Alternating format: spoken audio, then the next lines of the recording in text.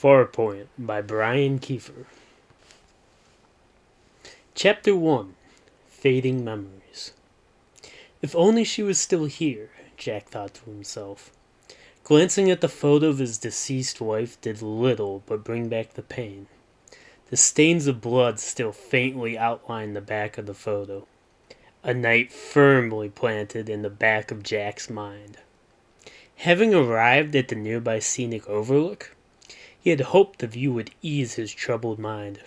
Unfortunately, no such peace could be found. His wife, the love of his life, had been murdered a year prior. The case understandably haunted his every thought. Each passing minute, a potential lead dried up, and with it, his wife's killer moved further away. Jack was roughly 6 feet tall and muscular, with a neatly trimmed beard. Even in the mid-70s, his trench coat and fedora stood out. It was in stark contrast to the rock and hippie culture of the era. Having been a huge fan of 50s noir films, his wardrobe had been inspired accordingly. The 1970 Dodge Dart he had arrived in rolled off the factory just 2 years prior. Its bright purple sheen glistened in the midday sunlight. Jack had actually arrived at the car lot looking for a totally different vehicle. He was on the hunt originally for a more traditional police vehicle. Upon seeing the car, a feeling completely overwhelmed him. One he couldn't quite explain. One could say that it was love at first sight. Most members of the Farpoint Police Department were not allowed to drive their own vehicle, much less a bright purple muscle car. Jack was different. Being the senior detective, he was the de facto leader. Sure, there was the police chief, but every idea, thought, and case was run through Jack first. The car itself had proven perfect for the role Jack had wanted.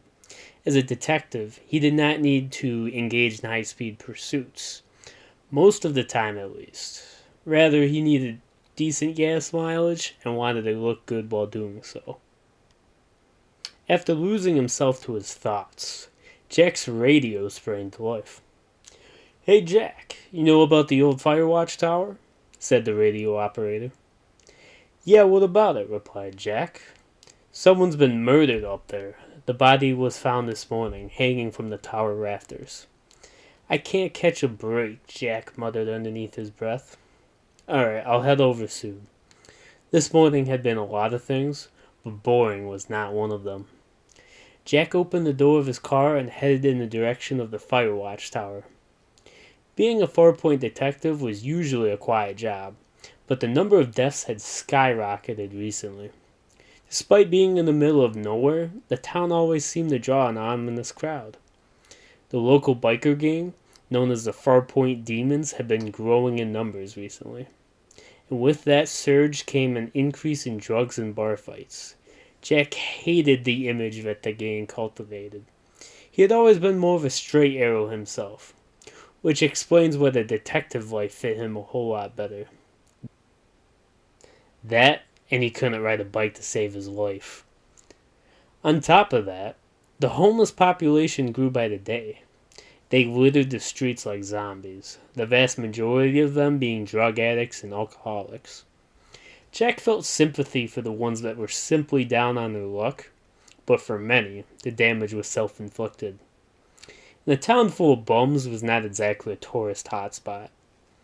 Thankfully, though, the upcoming Blues Festival was set to provide a much-needed distraction. Everyone who lived in the town knew about the local Blues Festival. It was one of the few times that the town got national publicity. Jack was never an avid listener of rock and blues, but even he respected the headliner. Reverend John and the Rascals played some of the best blues in all of Maine, and their first album was always worth a few plays on a long car trip. What was the name of that album? Jack thought to himself out loud. Heartbreaker? Or was it Good Loving? He couldn't remember, unfortunately. The Firewatch Tower sat a few miles into the forest. It would have been quite a hike even in good weather. A half an hour had passed before Jack arrived at his destination. Time had seemed to just fly by. Jack did have a lot on his mind, however. Having parked his car, he headed off in the direction of Etowah Forest. It was a cool summer day nearing 75 degrees. A light breeze swayed the limbs of the forest trees, and beams of light radiated down from the treetops. A perfect day for a hike. Though the dead body that awaited him certainly put a damper on things. There was always a catch after all. A squirrel crossed the trail in front of him, and Jack found comfort in the serenity of the forest. He was in his element, finally. Around a half-mile further, Jack noticed a white-tailed deer facing the opposite direction. Not an uncommon sight by any means. Its fluffy white tail swaying slowly in the light breeze. But when the creature turned around, the sight before him nearly caused Jack to stumble backwards. The deer had no eyes, no mouth, just a blank face. Where its eyes should have been were empty holes. They were as dark as the void itself. The flesh around the deer's face was rotten and torn. Once it looked at Jack, its body began to twist and contort. The creature then stood up on its hind legs. Jack's heart began to race as he struggled to understand the unnatural sight before him. His hands began to sweat, trembling uncontrollably.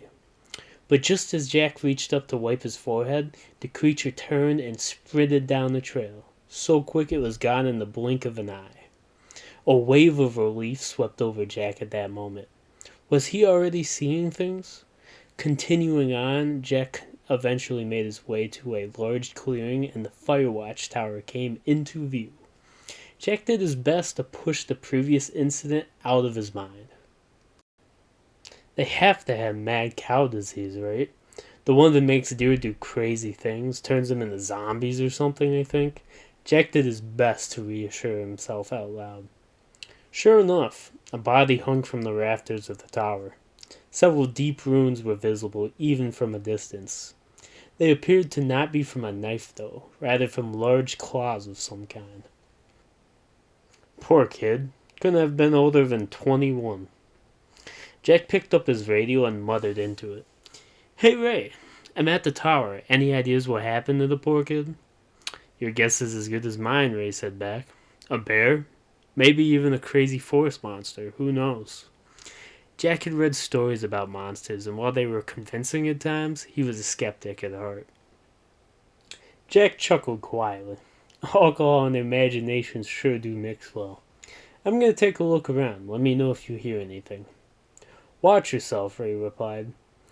Besides the body, nothing seemed out of the ordinary. The tower itself was in pristine condition. Its cabin was well stocked, food lined the shelves, and several books were scattered on top of the desk.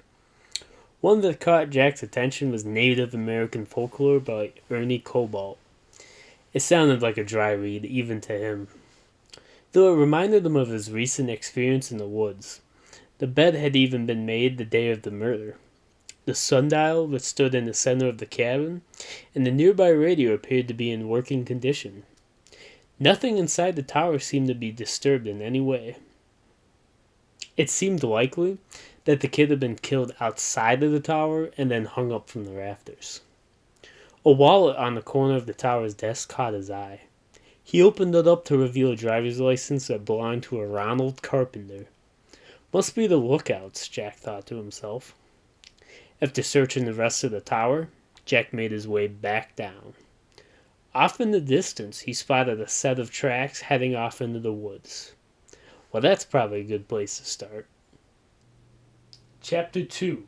A Visitor from Beyond. Jack began walking down the trail off to the side, and soon the tower faded from view. Thankfully, the dense canopy had prevented the mud of the trail from drying, despite the warm weather doing its best otherwise. The footprints he was following were deep impressions made at a normal walking pace. Whoever made them hadn't been trying to hide their footsteps. Around 30 minutes later, he arrived at a clearing, and the footprints abruptly stopped. Looking around, Jack pondered the scene before him. He noticed what appeared to be blood on a nearby bush. Upon closer inspection, a large red stain bleached the ground around it. What was truly peculiar, though, was that the smear ran up the trunk of a nearby tree. What the hell? Jack thought to himself. It appeared that the body was dragged up a tree. The blood ran up the tree as far as he could see. Other than that, however, no other evidence could be found. I mean, bears can climb trees, I suppose, Jack hypothesized in his head. The idea of one attacking a human and then carrying the corpse up a tree, though, was absurd. As he began to reach down to his radio, Jack heard a faint whisper echo through the trees. "Jack! Oh, Jack!" it said in a high-pitched, shrill voice. As the words echoed throughout the forest, the color began to fade from Jack's vision. The sound of the world around him vanished, and it felt as if Jack had been taken to another world. The bark of the trees appeared to peel and burst into flames. The air grew dry, and Jack's lungs began grasping for each breath. The ground beneath him cracked and buckled. Lava began to pour from within Earth's wounds. To make matters worse, Jack caught the glimpses of strange dark figures in the corner of his eyes. All of a sudden, the voices deepened. "We're watching you, Jack. Always watching. Would be a shame if you were to disappear now, Jackie boy." With that, the voices faded and color rushed back into the world around him. Jack no longer believed that he was imagining things. That being said, he had to treat this as a normal case, or everyone would think he was crazy. Jack pulled out his radio and said, "Hey Ray, Ray, you there?" No reply came over the radio, however. Shoot, Jack thought, I must be too far into the forest. Well, at this point I might as well head back and get some reinforcements. He was happy to leave the forest behind him as soon as possible. In all the pandemonium, he had forgotten to at least bring some caution tape to preserve the crime scene. With his luck, it would rain soon and wash all the blood away. It was Maine, after all. Jack began his trek back to the tower and noticed just how quiet the forest was. Not a single bird nor insect made a noise. Eerie, he thought. No wonder so many horror movies took place in the woods. Just then a silent whisper floated throughout the tree branches. "That sounds like Lily." It was then that the color began to fade once again. Realizing this, Jack began to dash down the forest trail. However, he soon came to a dead stop as he swore he saw his deceased wife standing farther down the trail. Jack, I've been looking all over for you, silly," she said in her soft voice. "Dinner's ready soon, Jack. Your favorite." Jack felt his stomach fall to the ground. Could that really be her? No way, he thought. Whatever this is, it's trying to trick me. Jack proceeded to pull out a large silver revolver and began yelling at the terrifying creature. "What are you?" Turning its head sideways, the creature, still imitating Jack's flight, began to twist and contort. This continued until its body was angled almost diagonally. Its voice grew demonic. "What, Jack? Am I not beautiful enough for you? Do I not love you enough?" Jack pulled the trigger, but just as he did, color flooded the world around him. With that, the creature vanished into thin air. The bullet Jack had fired struck a tree trunk behind where the creature had stood. Visibly shaken, Jack ran down the trail as fast as he could. Eventually, the trail's exit came into sight, and Jack blew out a huge sigh of relief. He hopped in his car and pushed the pedal to the floor. He hoped he never had to see that forest again. Chapter 3. Home Sweet Home. The town of Farpoint, Maine was a quiet town to say the least. Nestled in front of a vast forest overlooking a cliff face, it truly was the furthest point of civilization.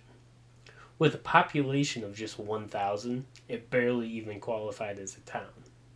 Despite this, the town had all the essentials: a library, several stores, a large police station, and a fire department, though it sorely lacked a good coffee shop. Jack had lived there his whole life. Having been an avid reader since he was a child, Jack recalled the numerous evenings he had spent at the library. He would read a little bit of everything, but Thomas Jones was always his favorite. The series Star-Crossed became a staple of Jack's life growing up. Tales of distant planets and alien civilizations fascinated Jack. Something about the way that the author wrote his books would just suck the reader in and never let go. Growing up, Jack had always wanted to be a writer, but he just didn't have it in him. Every time he was able to sit down for 5 minutes, the words just never flowed. After several unsuccessful attempts, he figured some people were just meant to be readers. Soon after, Jack recalled the old gas station Smart Bucks and how back in the day, he would make late night runs for food. Man, back then I could get a whole meal for like $1. Times sure were different back then. Simpler, and maybe even more innocent, Jack thought to himself. Soon, he drove over the bridge that connected the east side of the town to the west. Memories of his legs dangling off the side flooded his thoughts. Him and his friends would spend hours running around as kids, but now they had all grown up and traveled far away from Farpoint. Everyone except Jack, that is. It sure feels good to be back in one piece. Jack applied to the police department back around age 22, and eventually worked his way all the way up to detective. It had been his lifelong dream, as his dad had been the town's police chief up until his death. Jack had only been 19 at the time, and it nearly devastated him. His dad was his hero. Nobody mourned his loss more than Jack. In a way, this job was to honor his dad for his sacrifice. Unfortunately, like his wife, his father's killer had never been found. Jack had returned home from school one evening to an empty house. After frantically running around his house for some time, the police showed up with bad news. His father had been found torn to pieces in the nearby woods. His death had been similar to that of Jack's deceased wife.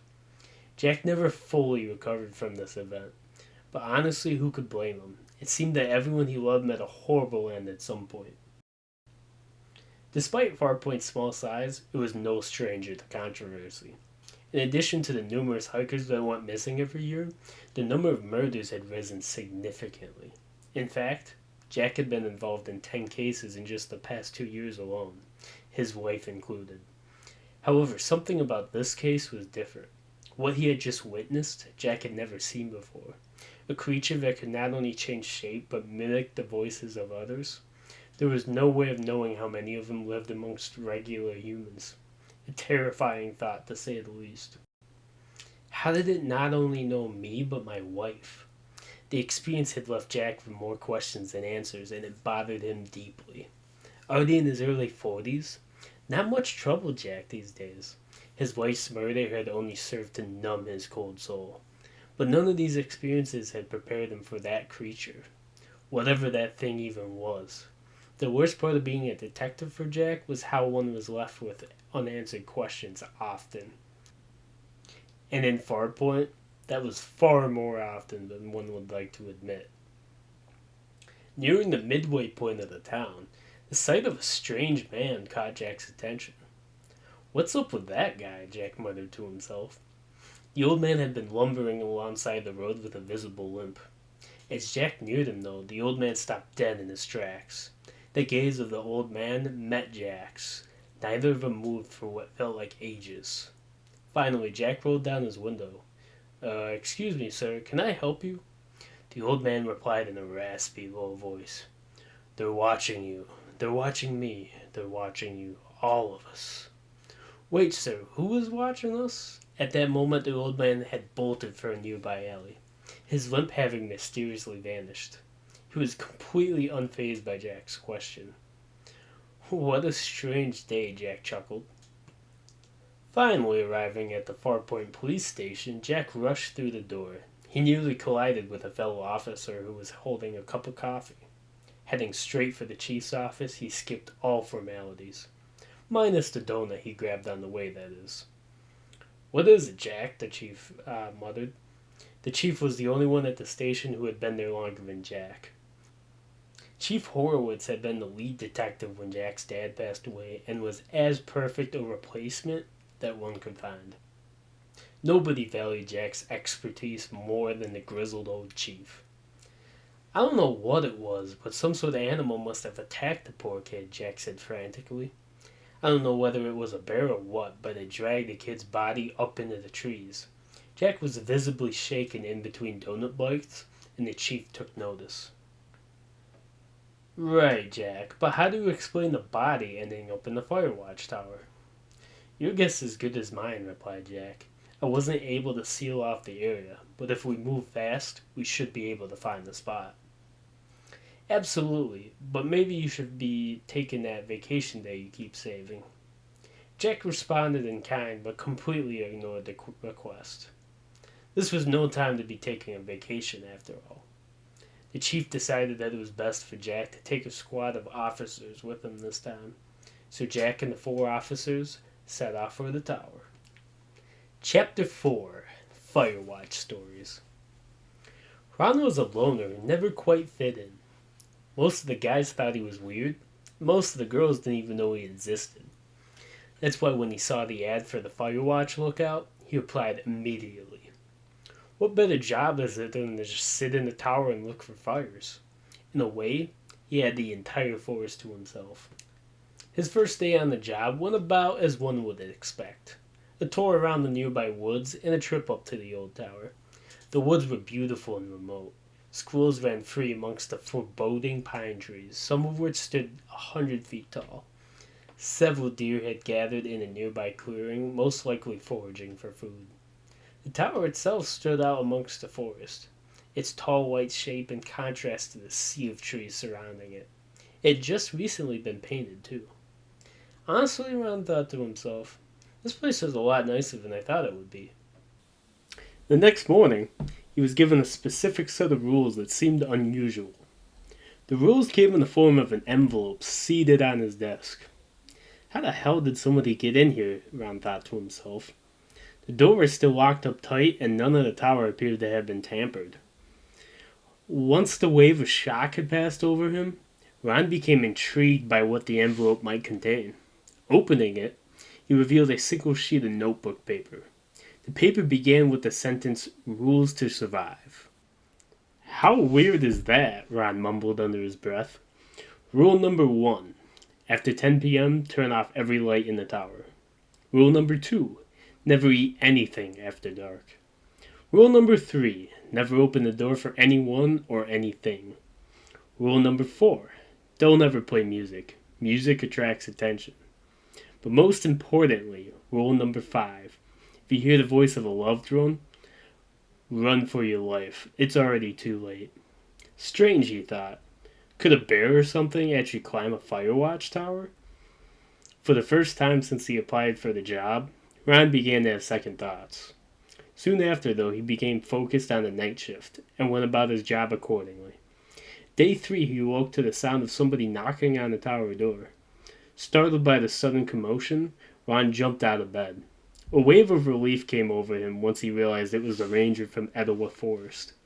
Ryan, he believed, was his name. "Good morning, sir," the ranger said. "What can I do for you?" Ron replied. "Just wanted to make sure you got the rules. Did you get the list?" said the ranger. "Yeah, I did. Did you happen to write it?" "No," the ranger chuckled. "Nobody knows where the letters come from, just that they always appear on the second day." Ron was skeptical, to say the least, but he decided to play along for the time being. "So, what happens if you don't follow the rules?" he asked. Ryan frowned as he replied. "Nobody knows exactly, just that every lookout who hasn't turns up missing the next time we checked in. They probably didn't tell you that during the interview, though, did they?" At first, he remembered each rule and followed them closely. Day number 15, he decided to watch a movie on his phone. He hesitated for a moment. The music rule probably applies to anything with sound, he reasoned. Day 30, he had taken a nap around 3:30 p.m. Thankfully, he had woken up by 8 to turn off the lights. Not being one of a superstitious nature, he soon began to question the importance of the rules. One bag of potato chips wouldn't kill him, right? Several months passed by until one day he had forgotten to eat dinner before his evening shift.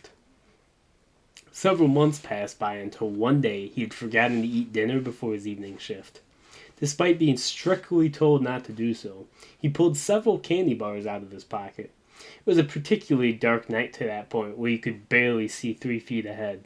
To top this all off, around 3 in the morning his stomach was ravaged with hunger. It was on that day Ron finally broke the rules. Finally giving in to the hunger, he devoured the candy bars. "Ha! A bunch of gibberish," he said out loud. Ron turned the light back off and went about his usual business. A few minutes later, the sound of claws scraping against metal rocked the tower. Heavy footsteps slowly made their way up the rickety wooden stairs, so loud in fact that Ron could pinpoint their exact location. He sat in the corner, terrified, clutching a flashlight so tightly his fingers began to numb. Eventually, the footsteps reached the tower door. Ron heard the doorknob begin to turn and his heart sank. A wave of relief soon followed, however. Thank God I locked it, thought Ron. The footsteps eventually began to recede, and with it came a relative silence. As he began to stand up, a faint, familiar voice echoed throughout the trees. Ron, Ron, please help me. Utterly shocked by what he had just heard, Ron didn't know how to proceed. He cracked the window open before shouting, Mom, is that you? Looking down, his eyes caught sight of a figure standing below. Once his eyes had adjusted, he realized his mother was indeed standing below the tower. Please, Ron, something attacked me. Please help me. My leg, I think it's broken. Ron's mom yelled in anguish at the night sky. In any other situation, a person might have been skeptical. The likelihood of that being Ron's mother was indeed small. Furthermore, how would she make it out to the middle of absolute nowhere? However, when pushed to the extreme, the human brain sometimes falters. Losing all sense of composure, Ron rushed out into the tower and into the cold, dark night. The screams he made echoed along the treetops for miles. Hey, what's up, guys? So this is part 1 of my narration for my first ever book, Farpoint. In addition, I should have a part 2 coming out soon, and I'm also working on a prequel book that takes place in a completely different setting, so stay tuned for that.